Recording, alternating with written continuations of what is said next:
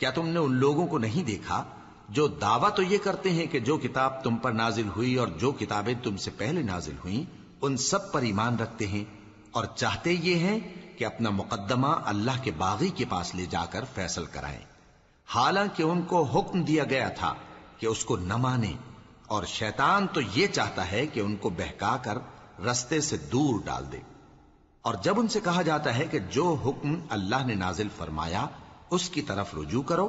اور پیغمبر کی طرف آؤ، تو تم منافقوں کو دیکھتے ہو کہ تم سے گریز کرتے اور رکے جاتے ہیں۔ پھر کیسی ندامت کی بات ہے کہ جب ان کے اعمال کی شامت سے ان پر کوئی مصیبت واقع ہوتی ہے تو تمہارے پاس بھاگے آتے ہیں اور قسمیں کھاتے ہیں کہ واللہ ہمارا مقصود تو بھلائی اور مصالحت تھا۔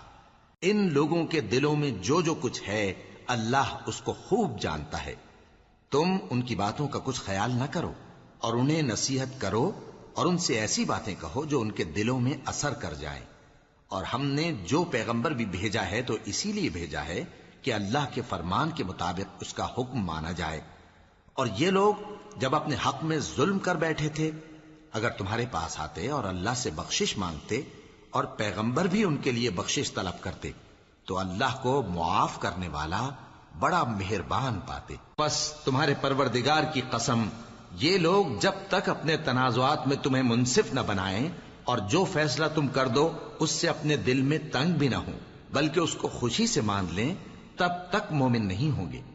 اور اگر ہم ان پر فرض کر دیتے کہ اپنے آپ کو قتل کر ڈالو یا اپنا گھر چھوڑ کر نکل جاؤ تو ان میں سے تھوڑے ہی لوگ ایسا کرتے، اور اگر یہ اس نصیحت پر کاربند ہوتے جو ان کو کی جاتی ہے تو ان کے حق میں بہتر اور دین میں زیادہ ثابت قدمی کا موجب ہوتا،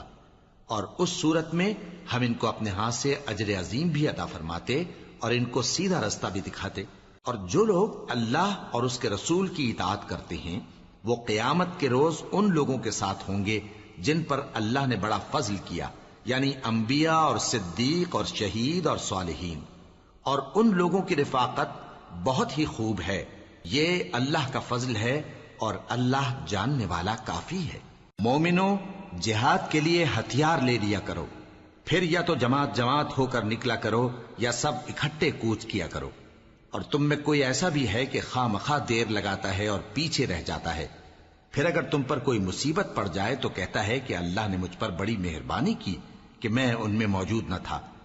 اور اگر اللہ تم پر فضل کرے تو اس طرح سے کہ گویا تم میں اس میں دوستی تھی ہی نہیں، افسوس کرتا اور کہتا ہے کہ کاش میں بھی ان کے ساتھ ہوتا تو مقصد عظیم حاصل ہوتا۔ اب جو لوگ آخرت کو خریدتے اور اس کے بدلے دنیا کی زندگی کو بیچنا چاہتے ہیں ان کو چاہیے کہ اللہ کی راہ میں جنگ کریں، اور جو شخص اللہ کی راہ میں جنگ کرے پھر شہید ہو جائے یا غلبہ پائے ہم عنقریب اس کو بڑا ثواب دیں گے۔ اور تم کو کیا ہوا ہے کہ اللہ کی راہ میں اور ان بے بس مردوں اور عورتوں اور بچوں کی خاطر نہیں لڑتے جو دعائیں کیا کرتے ہیں کہ اے پروردگار ہم کو اس شہر سے جس کے رہنے والے ظالم ہیں نکال کر کہیں اور لے جا، اور اپنی طرف سے کسی کو ہمارا حامی بنا اور اپنی ہی طرف سے کسی کو ہمارا مددگار مقرر فرما۔ جو مومن ہیں وہ تو اللہ کی راہ میں لڑتے ہیں، اور جو کافر ہیں وہ شیطان کی راہ میں لڑتے ہیں۔ سو تم شیطان کے مددگاروں سے لڑو اور ڈرو مت، کیونکہ شیطان کا داؤ کمزور ہوتا ہے۔